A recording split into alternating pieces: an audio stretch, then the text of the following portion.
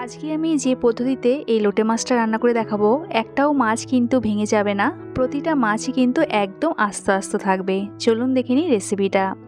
লোটে মাছ কেনার সময় এইরকম একটু লালচে দেখে লোটে মাছটা কিনবেন, তাহলে বুঝবেন মাছটা টাটকা আছে।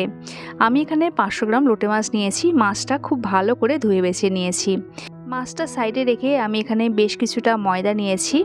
এবার এই ময়দার সাথে মিশিয়ে নিচ্ছি অল্প একটু নুন, অল্প একটু হলুদ গুঁড়ো, আর হলুদ গুঁড়োর থেকে একটু বেশি কাশ্মীরি লঙ্কার গুঁড়ো। চাইলে এখানে লঙ্কার গুঁড়োও কিন্তু নিতে পারেন।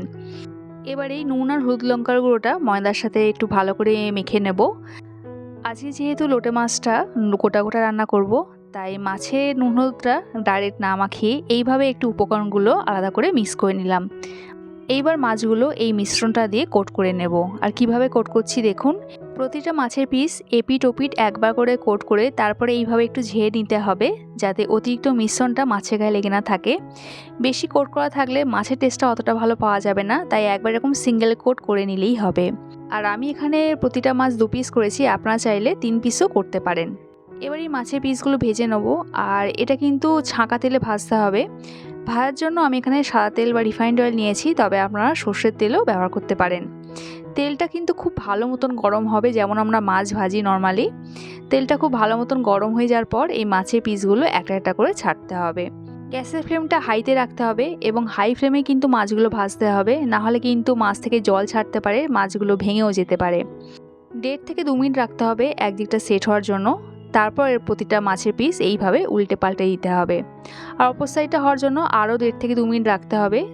আর অপর সাইডটা সেট হয়ে যাওয়া মানেই কিন্তু মাছটা পুরোপুরি ভাজা হয়ে যাওয়া। অন্যান্য মাছের মতন অতক্ষণ সময় ধরে এই মাছটা ভাজার দরকার নেই।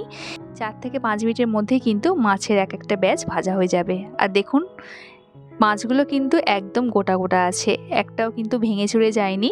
রান্না করার পরেও কিন্তু এইরকমই গোটা থাকবে। আর এখানে আমার সবকটা মাছই ভাজা হয়ে গেছে। আর শুধু এই ভাজা মাছ খেয়ে দেখবেন, এটা খেতেও কিন্তু দারুণ লাগে। এবার আমি রান্নায় চলে যাব। মাছ ভাজা তেলে কিন্তু রান্নাটা করে নেব। দিয়ে দিলাম 1 চামচ মতন 5 ফোড়ন। আর এর সাথে এখানে একটা শুকনো লঙ্কা দিচ্ছি। এরই সঙ্গে একটা তেজপাতা ছিঁড়ে দিয়ে দিলাম। এবার কয়েক সেকেন্ডের জন্য সব কিছু একটু নেড়ে চেড়ে নেবো, যাতে ফোড়ন থেকে সুন্দর একটা গন্ধ বের হয়। এরপর এখানে পেঁয়াজটা দিয়ে দেবো। এখানে আমি 3টে মিডিয়াম সাইজের পেঁয়াজ নিয়েছি, আর পেঁয়াজটা একটু ফাইন চপ করা আছে। এই লোটে মাছে পেঁয়াজের পরিমাণটা একটু বেশি দিলে ভালো হয়। পেঁয়াজ বাটাও ব্যবহার করতে পারেন, তবে এই পেঁয়াজ কুচি দিলে টেস্টটা বেশি ভালো আসবে। পেঁয়াজটা এখানে একটু লালচে করে ভালো করে ভেজে নেবো। আর যতক্ষণ পেঁয়াজটা ভাজা হচ্ছে আমি মশলাটা রেডি করে নেব। এখানে আমি রসুন, আদা আর কাঁচা লঙ্কা নিয়েছি। 10 থেকে 12 কোয়া রসুন, হাফ ইঞ্চি মতো আদা আর 4 থেকে 5টা কাঁচা লঙ্কা নিয়েছি। এগুলো সব কিছু একটু পেস্ট করে নেব। অপরদিকে পেঁয়াজটা লালচে করে ভাজা হয়ে গেছে।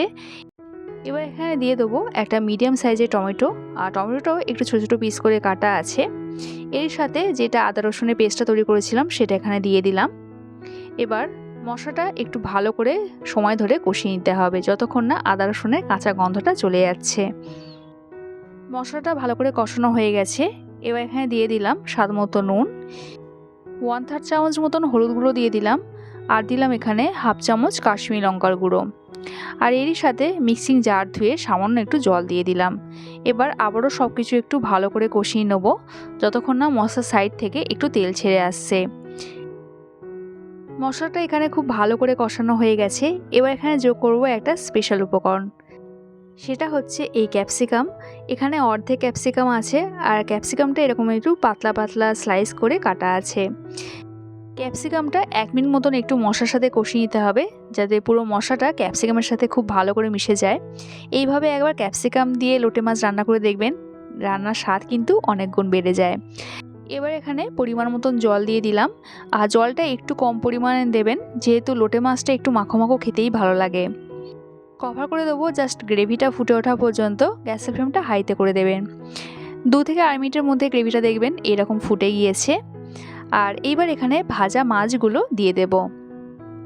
আর আমার এখানে পাত্রটা একটু ছোট হয়ে গেছে, তাই মাছগুলো একটু এরকম ছড়িয়ে ছিটিয়ে দিলাম, যাতে গ্রেভির মধ্যে মিশে যেতে পারে। এবার এখানে দিয়ে দিলাম অল্প একটু জিরে গুঁড়ো। আর এর সাথে এখানে দিয়ে দেবো অল্প একটু ধনে গুঁড়ো। জিরে গুঁড়ো আর ধনে গুঁড়োটা এরকম লাস্টের দিকে দিয়ে দেখবেন স্বাদ আর গন্ধ দুটোই কিন্তু অনেকটা বেড়ে যায়। আর ওপর থেকে একটু চেরা কাঁচা লঙ্কা দিয়ে দিলাম। এবার মাছের মধ্যে যাতে গ্রেভি এবং মশলাটা খুব ভালোভাবে মিশিয়ে যেতে পারে আমি আরও 2 মিনিটের জন্য ঢাকা দিয়ে দিলাম। গ্যাসের ফ্লেমটা এই সময় মিডিয়ামে রাখতে হবে। 2 মিনিট বাদে ঢাকাটা খুলে নিয়েছি। আর আজকের এই লোটে মাছের রেসিপিটা কিন্তু একদম রেডি। আর দেখে বুঝতেই পারছেন নিশ্চয়ই প্রতিটা মাছ কিন্তু একদম গোটা গোটা আছে। আর লোটে মাছের রেসিপিটা কতটা লোভনীয় হয়েছে দেখে কিন্তু বুঝতেই পারছেন। স্বাদেও কিন্তু দুর্দান্ত হয়েছিল। আমি আজকে যে পদ্ধতিতে লোটে মাছ রান্না করেছি সেই পদ্ধতিতে আপনারাও কিন্তু বাড়িতে একবার লোটে মাছ রান্না করে দেখবেন। একটাও মাছও কিন্তু ভেঙে যাবে না, প্রতিটা মাছই কিন্তু এই রকম গোটা গোটা থাকবে।